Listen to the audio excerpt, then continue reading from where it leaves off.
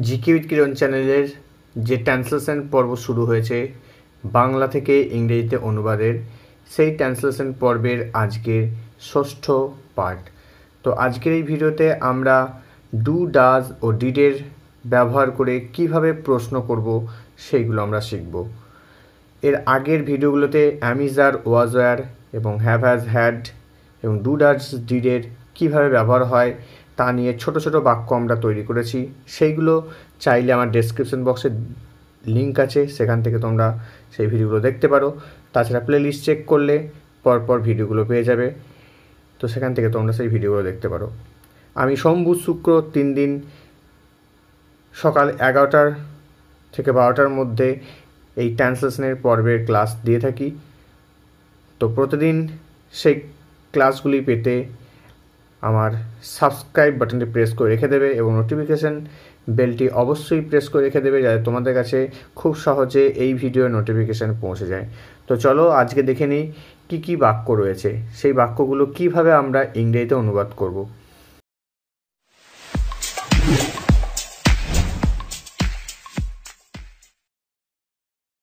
প্রথম বাক্যটি রয়েছে আমি কি লিখি।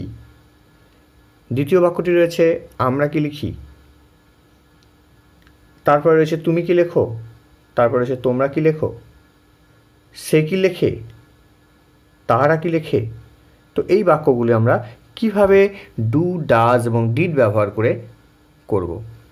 তো দেখো, প্রথম বাক্যটি রয়েছে আমি কি লিখি। এটি করতে হলে প্রথমে আমাকে করতে হবে আমি লিখি। এই যে আমি লিখি, এটাকে আমরা লিখব আই রাইট। ঠিক আছে, আমি লিখি হলো। এইবার যখনই বলেছে আমি কি লিখি, এটা যখনই থাকবে তখন আয়ের পর যেহেতু ডু বসে, তো সেই জন্য এখানে বসে যাবে ডু আই রাইট। উত্তর হচ্ছে do I right.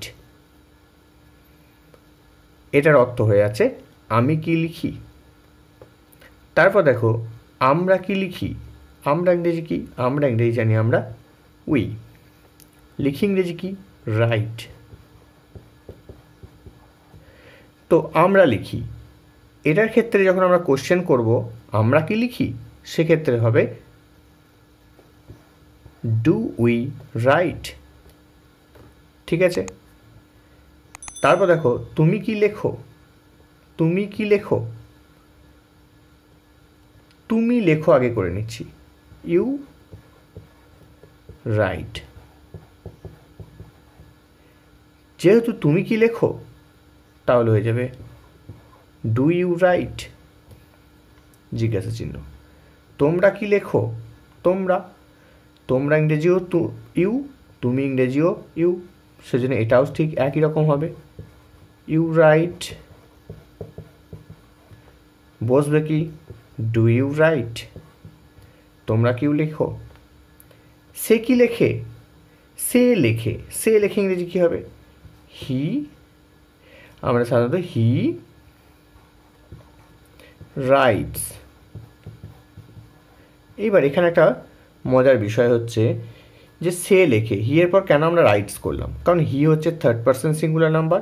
Third person singular নাম্বারের পরে ভার্বের পর এস বা ইএস যোগ হয়, সেজন্য রাইটস হয়েছে। তো এক্ষেত্রে হচ্ছে সে কি লেখে, হি রাইটস।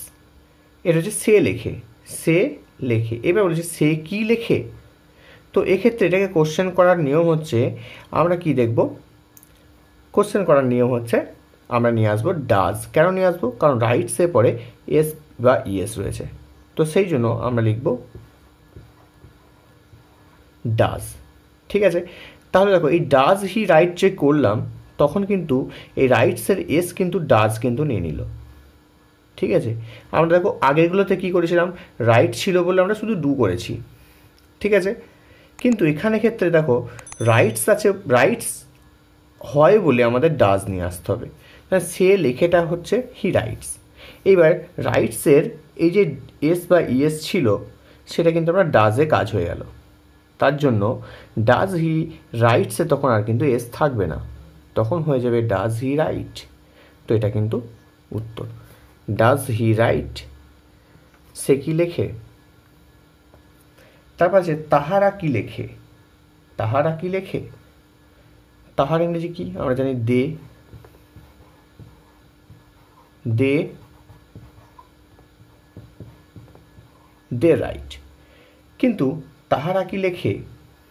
এটা হয়ে যাবে, দেখো, ডু দে রাইট। ঠিক আছে, প্রথমে লিখে নেব তারা লেখে। তারা লেখেকে আমরা কোশ্চেন করার জন্য ফার্স্টে শুধুমাত্র ডু নিয়ে আসবো। তো এইভাবে আমরা বাক্যগুলো কিন্তু করব। বোঝা গেল? আবার বলছি, আয়ের পর যেহেতু ডু হয় সেজন্য ডু আই রাইট, আমি কি লিখি? আমরা হচ্ছে উই, উইয়ের পর যেহেতু ডু হয় সেজন্য ডু উই রাইট। তুমি কি লেখো? Do you write. তোমরা কি লেখো? Do you write. সে কি লেখে? Does he write. এখানে আরেকটা জিনিস দেওয়া যেতে পারতো, কোনো একটা নাম দিয়ে যদি আমরা বলতাম, বিমল কি লেখে?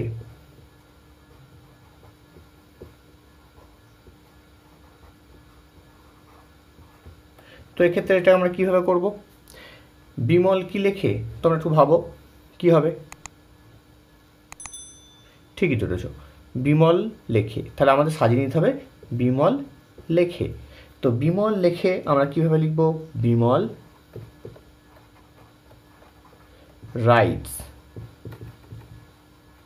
ঠিক আছে, এইবার বিমল কি লেখে যেহেতু জিজ্ঞাসা করেছে, তার জন্য কি হবে? যেহেতু রাইটসের পরে এস বাই এস যোগ আছে, তার জন্য আমার এখানে হয়ে যাবে ডাজ বিমল। তখন কিন্তু রাইটসের এস আর থাকবে না, কি হয়ে যাবে? শুধুমাত্র রাইট হবে। তার মানে আমাদের হয়ে আছে ডাজ বিমল রাইট, বিমল কি লেখে।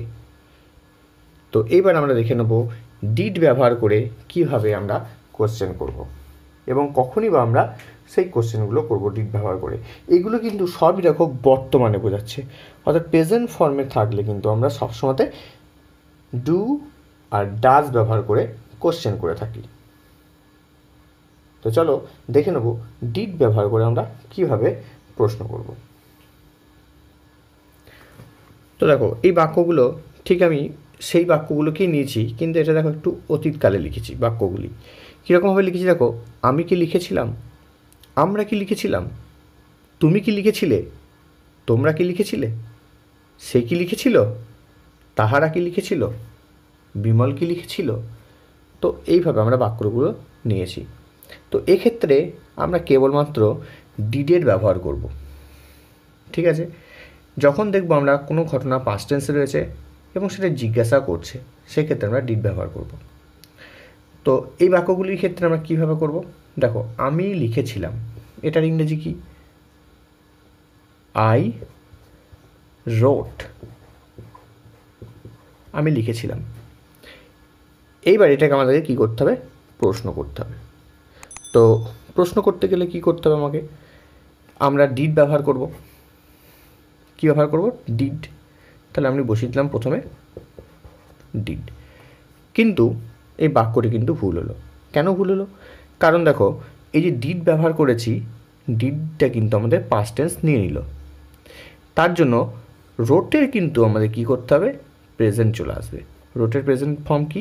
রাইট। তো সেই জন্য এটা আমরা রোট লিখব না, কি লিখব? রাইট। ঠিক আছে, তাহলে বাক্যটি হচ্ছে ডিড আই রাইট, আমি কি লিখেছিলাম। ঠিক আছে, ঠিক সেরকমভাবে আমরা কি লিখেছিলাম? আমরা লিখেছিলাম ইংরেজি কী হবে? উই রোট। কিন্তু যখন আমরা এটাকে প্রশ্ন করব তখন কি হবে? আমরা বসাবো ফার্স্টে ডিড, আর এই যে রোটটা তখন কিন্তু আবার প্রেজেন্ট ফর্মে চলে আসবে। কিসে চলে আসবে? রাইটে চলে আসবে। তাহলে আমরা লিখব রাইট এবং জিজ্ঞাসা চিহ্ন বসাবো। তো ডিড উই রাইট, ঠিক সেরকমভাবে তুমি কি লিখেছিলে? কি হবে? ইউ রোট, তুমি লিখেছিলে। তুমি লিখেছিলে, সেটা ইংরেজি হচ্ছে ইউ রোট, WROTE, রোট। ঠিক আছে, তো এটাকে আমরা যখন প্রশ্ন করব তখন আমরা ডিডের ব্যবহার করব। ডিড, আর এই যে রোট, ডিড যেহেতু পাস্ট টেন্স নিয়ে নিল, সেই জন্য এই রাইটটা কী হবে, রাইট সবসময় আবার রোডটা হয়ে যাবে রাইট। ঠিক আছে, তো এইভাবে হবে। তারপরে দেখো তোমরা কি লিখেছিলে, এটাও ঠিক একইভাবে হবে, ডিড ইউ রাইট। সে কি লিখেছিল, এবার দেখো আগে আমরা করেছিলাম সে লিখেছিল, সেক্ষেত্রে আমরা করেছিলাম কি হি রাইটস, কিন্তু এক্ষেত্রে কি হচ্ছে, সে কি লিখেছিল, লিখেছিল তো পাস্ট টেন্সে রয়েছে, তার জন্য বাক্যটা কিন্তু হবে হি রোট। সে লিখেছিল, কিন্তু সে কি লিখেছিল, ঠিক একইভাবে এরকমভাবেই হবে, লিখব ডিড হি রোট, কিন্তু আর পাস্ট টেন্সে থাকবে না, সেটা হয়ে যাবে রাইট। ঠিক আছে, তাহলে হয়েছে ডিড হি রাইট। হিটা আমরা ক্যাপিটালে লিখব না, আমরা লিখব স্মলে। ডিড হি রাইট, সে কি লিখেছিল। তারপর দেখো তারা কি লিখেছিল, তাহারা লিখেছিল ইংরেজি হচ্ছে দে রাইট, দে রোট, তারা লিখেছিল। কিন্তু এটাকে যখন আমরা প্রশ্ন করব, দে এর আগেও আমরা কি করব, ডিডের ব্যবহার করব, আর এটা কি থাকবে, পাস্টে থাকবে না, এটা হয়ে যাবে প্রেজেন্টে। ঠিক আছে, তাহলে ডিড দে রাইট, তারা কি লিখেছিল। ঠিক সেরকমভাবে বিমল কি লিখেছিল, এটা তোমরা করো, বিমল কি লিখেছিল, এটাও ঠিক এরকমভাবেই হবে যেমন আমরা করছি, ডিড বিমল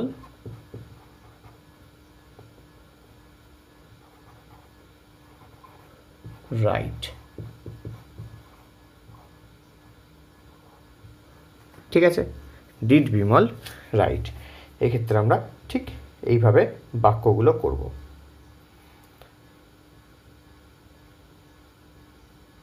তো এইভাবে তোমরা অন্যান্য কিছু ভার্ব নিয়ে বাক্যগুলো প্র্যাকটিস করবে। ভিডিওটি ভালো লাগলে লাইক করবে, বন্ধুর সঙ্গে শেয়ার করবে, আর যদি চ্যানেলে নতুন হয়ে থাকো তাহলে চ্যানেলটি অবশ্যই সাবস্ক্রাইব করে রেখে দেবে এবং নোটিফিকেশান বেলটি যেন অবশ্যই প্রেস করে রেখে দেবে এই ধরনের নোটিফিকেশান পাওয়ার জন্য।